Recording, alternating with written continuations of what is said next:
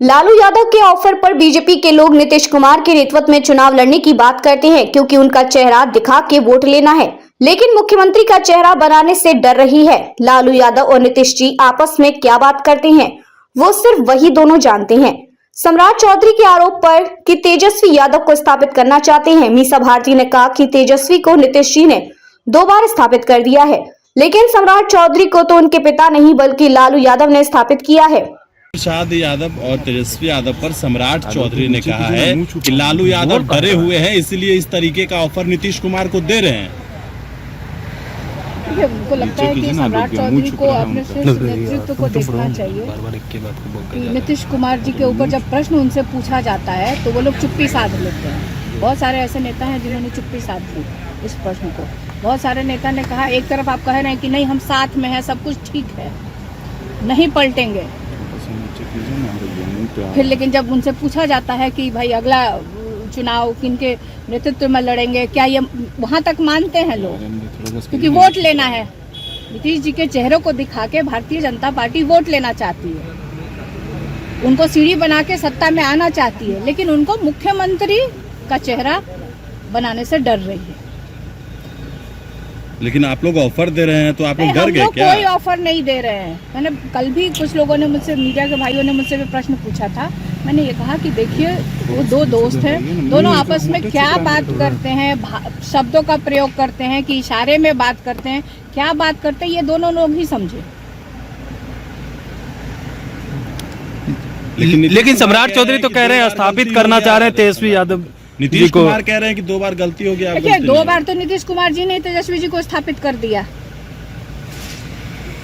सम्राट चौधरी को यह भी सोचना चाहिए कि उनके पिताजी में इतनी शक्ति नहीं थी सम्राट चौधरी को स्थापित करने के लिए। उनको स्थापित करने वाले लालू प्रसाद यादव जी हैं।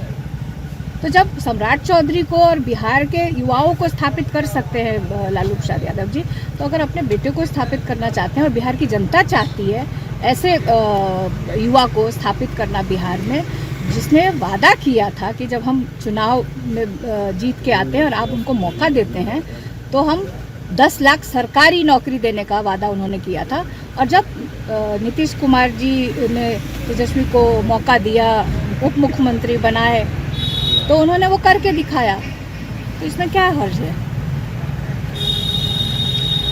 कई जेडीयू के सांसद जो हैं वो भारतीय जनता पार्टी के संपर्क में हैं, जेडीयू टूटने वाली है, इस तरह की भी बयान दिए जा रहे हैं, इसको आप कैसे देखती हैं? देखिए कहीं ना कहीं मुझे लगता है कि ये इनका अपना अंदरूनी मामला है और बहुत सारे राज्यों में इस तरह से देखा गया कि तोड़ने वाला कौन है।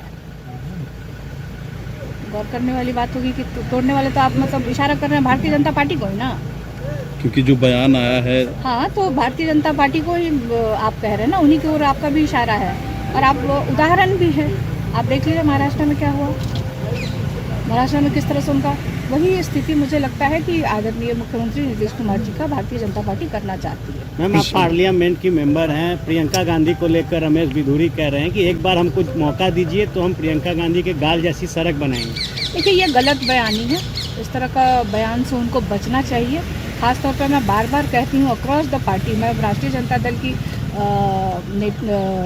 सदस्य हूँ और नेता हूँ और मेंबर ऑफ पार्लियामेंट मुझे मौका मिला है, तो वो अपने दल की महिलाओं के खिलाफ भारतीय जनता पार्टी इस तरह के जो बयान आते हैं उसके खिलाफ है। इस तरह के बयानों से रमेश बिधूरी जी को बचना चाहिए। लालू जी को भी कोट किया कि लालू जी कहते थे। देखिए लालू जी ने कभी पब्लिकली या कहीं नहीं बोला है और ये जहाँ तक मुझे मेरी उम्र बहुत कम थी, लेकिन मुझे ये पता है, मेरे पिताजी ने ये बताया कि आदरणीय अटल बिहारी वाजपेयी जी के अब वो बड़े नेता थे, आपस में उनकी क्या बात हुई और कैसे ये बात मीडिया में आई, इसकी जानकारी नहीं है। और हमेशा लालू जी ये कहते रहते कि हम नहीं कहते थे, आदरणीय अटल बिहारी वाजपेयी जी इस बात की चर्चा करते थे।